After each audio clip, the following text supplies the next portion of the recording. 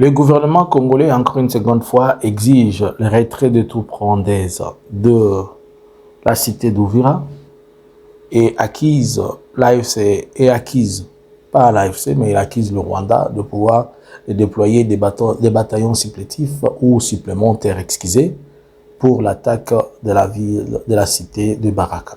Comment on peut expliquer ces choses? Bonjour, bonsoir. Nous vous saluons de partout où vous nous écoutez. Nous, c'est Analysons Congo.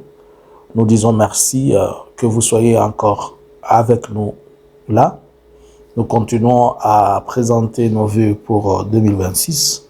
Que 2026 soit pour vous l'année où les défis et les choses que vous êtes assignés arrivent et passent. Que Dieu vous comble de sa gloire et de sa grâce. Que ceux qui croient et ceux qui ne croient pas, que chacun se retrouve dans sa conviction au nom de la chose auquel il croit. Mais nous autres, nous croyons en Jésus-Christ comme Seigneur et Sauveur. Nous vous disons au nom du Seigneur Jésus. Alors, abonnez-vous, likez, partagez. Excusez, ce n'est pas une émission religieuse ici. C'est juste une analyse. On essaie un peu de revenir à nos convictions spirituelles dont on exige à personne d'être convaincu comme nous. Si vous nous suivez sur Facebook, sur YouTube, sur TikTok, vous saurez que nous sommes Analysons Congo. Alors, le gouvernement de la République démocratique du Congo, encore une seconde fois, le premier hier donc, c'était leur jour où normalement c'est le Conseil des ministres qui se passe. On a observé un silence du côté du président de la République pour passer les messages de vœux, de nouvel an. Peut-être c'est puisqu'il avait déjà fait les deux messages, c'est-à-dire son discours à la nation qu'il avait fait au niveau de deux chambres réunies lorsqu'il était en train de présenter l'état de la nation et tout ce qui en suivent avec les promesses de créer et de construire des aérodromes comme il a toujours fait. Après, il y a son discours du jour de Noël. Bon, peut-être on ne sait pas. Par ailleurs, aujourd'hui, plutôt, on a remarqué tous que le message à la nation pour la fin d'année, le président ne l'a pas fait. On va se poser des questions et on va revenir là-dessus. Alors, partant de ça, bon, ils reviennent à dire des choses que les troupes, c'est que eux ils disent. Ils exigent ils exigent les retraits immédiats des troupes rwandaises. Ça continue à créer et à faire polémique, puisque quand ils parlent des troupes rwandaises, nous l'avons dit, c'est qu'ils évitent et ils échappent à la réalité. Alors, est-ce qu'on va continuer comme ça jusqu'en 2026? Est-ce que c'est pour autant dire que cette situation ne trouvera pas solution, puisqu'il y a des langages différents? Quand on parle des troupes congolaises, des troupes de Congolais qui s'insurgent contre leur gouvernement et cherchent à trouver solution, lui parle de troupes rwandaises. Et quand il finit les problèmes avec les troupes rwandaises, cela ne finit pas les problèmes sur le terrain. Cela veut dire qu'il y a un autre problème au-delà des problèmes rwandais. Par exemple, puisque après la signature de Washington, on savait que comme c'était ça le problème, la signature, donc il a tout obtenu, les choses allaient finir. Mais une fois que c'est fini, on a vu la situation d'Uvira que tout le monde connaît. Et la situation d'Uvira, depuis le 10 que Uvira est tombé, aujourd'hui nous sommes en train de partir. Dans 8 jours, ça va faire presque un mois depuis la prise d'Uvira. Et cela ne démontre pas les efforts du gouvernement de pouvoir les récupérer. Celles, ils se retrouvent dans des communiqués. Mais on va se poser toutes ces questions. De la même manière que Félix avait dit lorsqu'il était à Bruxelles, il dit, il tend la main de négociation ou la main de négociation à Kagame, alors que c'est lui qui s'est retrouvé dans la merde, c'est pas lui qui devait tendre la main. Mais on se pose la question, il n'est même pas celui qui contrôle le jeu diplomatique. Il ne contrôle pas le jeu politique, il contrôle seulement la dictature qu'il a imposée à Kinshasa et dans le contrées des endroits qu'il occupe encore. Mais est-ce que c'est sur base de cette dictature qu'il va se dire et qu'il va tendre la main à quelqu'un qui, on sait tous, il a mis par terre, puisque si nous prenons seulement la victoire de l'intervention, nous prenons seulement que l'on a dit que le Rwanda est entré au Congo, prenons seulement la situation de Goma, il y a une année, Félix n'a pas donné, ce n'est pas à lui de tendre la main, c'est à lui de supplier une main qui lui soit tendue. Mais là encore, il vient dire qu'il exige les retraits. Bon, il va exiger les retraits sur base de quoi? Il ne mène pas la diplomatie. C'est-à-dire, il n'est pas celui qui est au-dessus de la diplomatie dans la région. 2, il n'a pas, il ne mène pas la danse militaire pour dire que c'est lui qui domine sur terrain. On est en train de les dominer. On est en train de les faire fouiller. Toutes ces robinets dans lesquels le porte où il a su que les choses pouvaient s'ouvrir, il s'est confié à la Belgique, mais la Belgique plus tard a tourné. Tous les pays de l'Europe ont fini par se tourner, par revenir à la raison après qu'ils ont compris que c'était lui qui jouait autant plus tôt.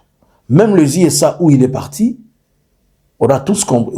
Seuls les fanatiques n'ont pas compris et seul lui empêche aux gens de comprendre. Mais tout est clair que même les États-Unis, où ils pensaient que c'est de là où la manne devait sortir, c'est là où Dieu était assis, mais ça a changé.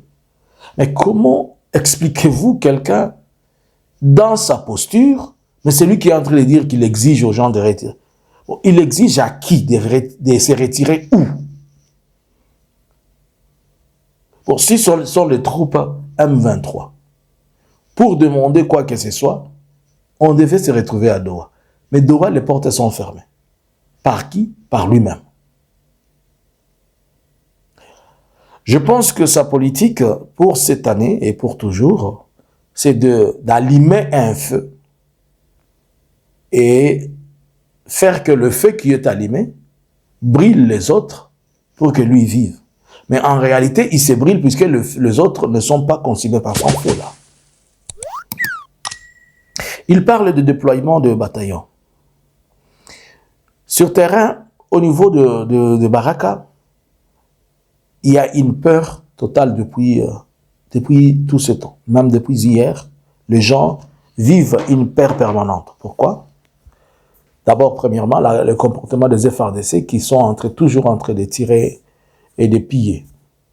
Mais est-il que maintenant, la peur, elle est devenue grande croissante puisque l'AFC Bar M23, dans ses visères, d'après nos informations sur terrain, et ce que nous observons, que son viseur, il vise le chef-lieu du Baraka.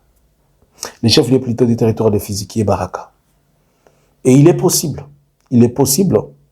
moi je pense qu'il est possible que même s'ils ne veulent pas prendre Baraka, ils vont le prendre. D'abord, je m'explique dans ce qu'ils sont en train de dire. Le 25, le 29 au 30, nous avons parlé, le 29 au 30 décembre, nous avons parlé de viol qu'il y a eu à Makobola. Et nous avons dit que nous allons revenir pour confirmer l'exactitude des chiffres.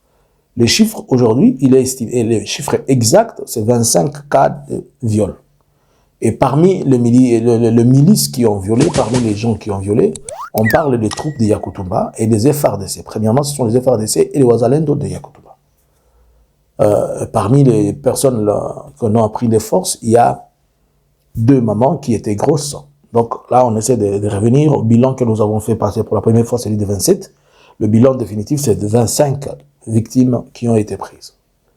Et la FARDC, elle est en train toujours de reculer et toujours en train de se retrouver dans les désordres, les pillages, des drogues, si je peux dire, ils se droguent avec la boisson qu'ils sont en train de prendre.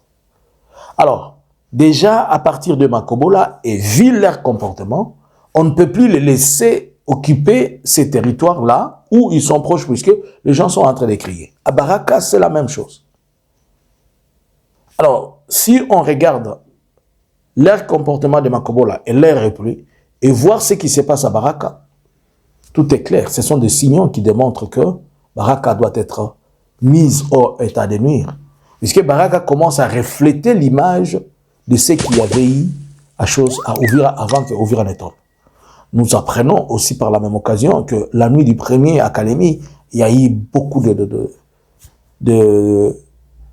d'éléments d'insécurité. On a pillé à la machine, on a volé, on a pillé, il y a eu des coups de balle à gauche comme à droite, dans la cité dont on n'identifie pas, mais on peut tout dire que cela vient des militaires. On comprend que les militaires peut-être étaient mécontents, ils n'ont pas eu leur solde ou bien ils n'ont pas eu quelque chose pour festoyer.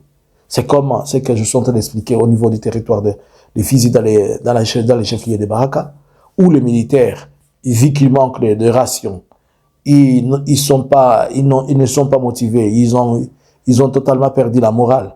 Alors c'est comme ça qu'ils s'enivrent et après ils tirent. Je me suis posé la question, mais lorsque l'ennemi va venir, ils vont se servir de quelles munitions alors qu'ils ont déjà tout fini?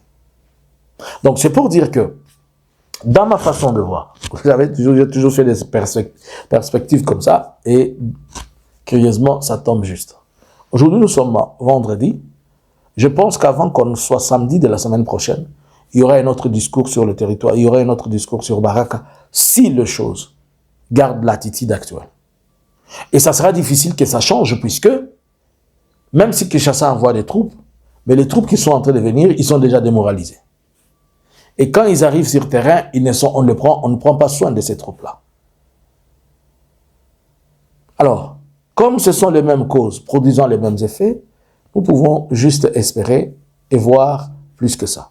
Mais l'objectif, ce n'est pas Baraka. Si la situation, elle se présente telle qu'elle est, c'est pour dire que le mois de janvier peut être aussi important. Moi, je suis en train d'attendre j'attends ça. Quel sera le discours de Félix lorsque Kalemi va tomber? Je ne parle pas de Baraka, je parle de Kalemi. Quand Kalemi va tomber, il va encore dire que qu'on retire les troupes, qu'on fasse quoi? À Baraka, il y a quelqu'un, d'après les informations, bon, pas quelqu'un, mais Makanaki, qui serait blessé au niveau du front, s'est retrouvé à Baraka. Il est venu pour présenter pour discuter avec les FARDC de comment droner certaines positions au niveau d'Ouvira. Bon, est-ce que droner donne l'avantage à la FARDC sur terrain?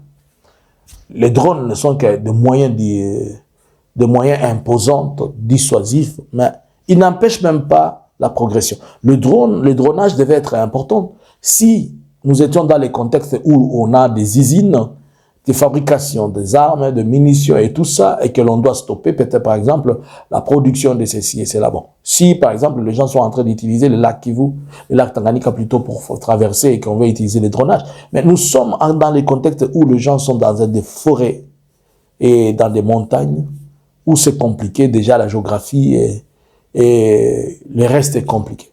Alors si on se permet de commencer à chaque fois droner, et croire que les drones vont apporter un bon résultat, on se trompe, puisque les drones devaient être suivis des troupes au sol. Mais on drone et on a les premières troupes à 200 km. Et vous venez droner. Et ça sert à quoi? Vous dronez là où vous n'avez même pas de soldats. Après le bombardement, on dit boum, boum, et après ça fait quoi? Ces stratégies, c'est les gens qui ont dit ça à Félix, et je pense que c'est déjà l'objectif de lui prendre de l'argent. Donc, j'étais en train de vous amener à comprendre que si rien ne change tel que je le vois, dans une semaine, nous allons parler d'autre chose sur Baraka. Et on ne parle pas seulement d'autre chose sur Baraka, puisque le target, c'est Kalemi. Et je pense que ce mois de janvier sera vraiment important, puisque d'après mes analyses, il fallait laisser d'abord que les fêtes passent, c'est le de Noël, de Bonana. Et vous savez, nous avons une culture chrétienne. Et chez nous, dans la culture chrétienne, les gens donnent beaucoup plus d'importance à ces événements. Et il fallait aussi profiter des réorganisations. Et comme la porte de négociation a été bloquée, cela sous-entend et cela veut dire que le moyen ultime et le moyen qu'il faut, il reste là. Bon, certes, il y a des négociations sous coulisses, mais l'essentiel des choses, elle est déjà faite. Est-ce que Félix pourra s'en sortir? Seul lui-même connaît comment il gère une politique à chaise vide. Quand quelqu'un donne des ordres à ceux qui ne peuvent ni l'obéir, ni l'écouter, ni le prendre, il parle dans les vides. Il croit que la partie où se trouve l'AFC est une portion de la continuité de son pouvoir. Il pense aussi être le président de Kagame, mais je ne sais pas. Il faudrait que les gens réfléchissent deux fois dans cette manière de faire les choses. Que pensez-vous? Est-ce qu'à la lumière de tout ce que nous voyons, vous et moi, pensez que dans une semaine, Baraka peut céder à l'AFC Bar M23? Je n'ai pas parlé des stratégies militaires, je n'ai que fait l'analyse générale, mais après, nous allons quand même essayer de comprendre que beaucoup de canons tournent vers Baraka. Que pensez-vous? Bonjour, bonsoir. Analysins Congo subscribers.